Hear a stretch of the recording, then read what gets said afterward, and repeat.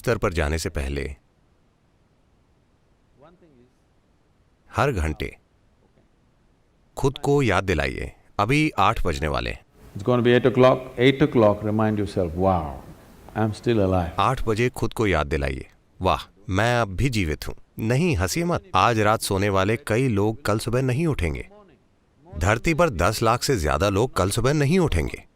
कल सुबह मान लीजिए आप जाग गए, हाँ किसे पता है। आप हमेशा सोचते हैं मैं नहीं मरूंगा, कोई और मरेगा। भयंकर बात है।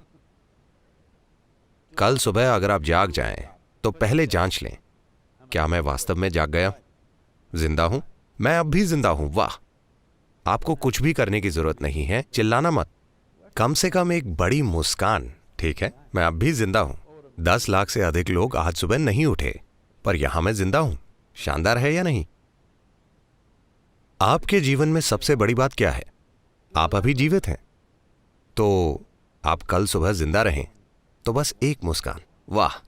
फिर शायद आपके जीवन में 2, 3, 4 लोग हैं जो आपके लिए बहुत मायने रखते हैं, बस उनकी जांच करें। वो और वो और वो और वो जीवित हैं, सभी जीवित हैं, बहुत अच्छा। अगर आज रात 10 लाख लोग मारे गए, जो हर रात होता है, तो कम से कम 1 करोड़ लोगों ने किसी ऐसे व्यक्ति को खो दिया जो उन्हें प्रिय है, पर उनमें से कोई भी ऐसा नहीं है जो आपको बहुत प्रिय है। शानदार है या नहीं?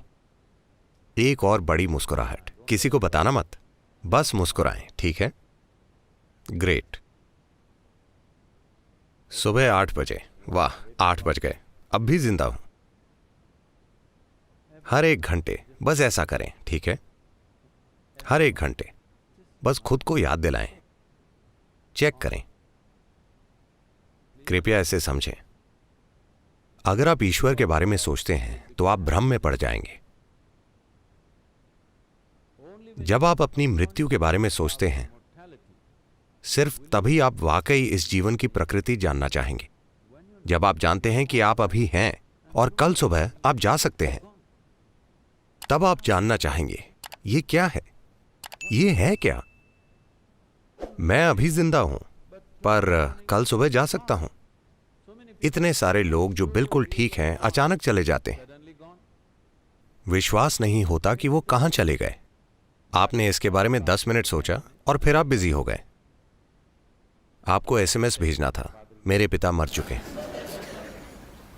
पर खुद को अपनी मृत्यु की याद दिलाएं, इस सवाल को गहरा होने दें। अगर आप इसे हर पल कर सकते हैं तो यह बहुत अच्छा है। अगर आप नहीं कर सकते तो कम से कम हर घंटे अपने आप को याद दिलाएं कि आप नश्वर हैं। आप अमर नहीं हैं, आप नश्वर हैं। अगर आप जानते हैं कि आप नश्वर हैं, तो अचानक आप कुछ दिनों में देखेंगे आपके पास बेकार की बकवास करने का समय नहीं होगा। आप सिर्फ वही करेंगे जो आपके जीवन के लिए वाकई मायने रखता है। आपके पास किसी के साथ कोई बकवास करने का समय नहीं है। आपके पास केवल वही चीजें करने का समय होगा जो आप करना चाहते हैं, जो आप वाकई अपने जीवन में करना चाहते हैं, और उसके अलावा कुछ नहीं। और यही आपको करना चाहिए क्योंकि समय बहुत सीमित है। मैं चाहता हूं कि आप जानें कि ये एक छोटा जीवन है। अगर आप एक खुश व्यक्ति हैं तो, अगर आप एक दुखी व्यक्ति हैं तो निश्चित रूप से एक लंबा जीवन है। तो अगर आप खुश हैं और अगर आप 100 साल भी जीते हैं तो ये बहुत छोटा है। अगर आप दुखी हैं तो आप कितना लंबा जीवन जिएंगे आप जानते हैं। तो ये बहुत ही छोटा जीवन है। आपको उसके अलावा कुछ भी नहीं करना चाहिए जो आपके लिए वाकई मायने रखता है ना? हाँ या ना?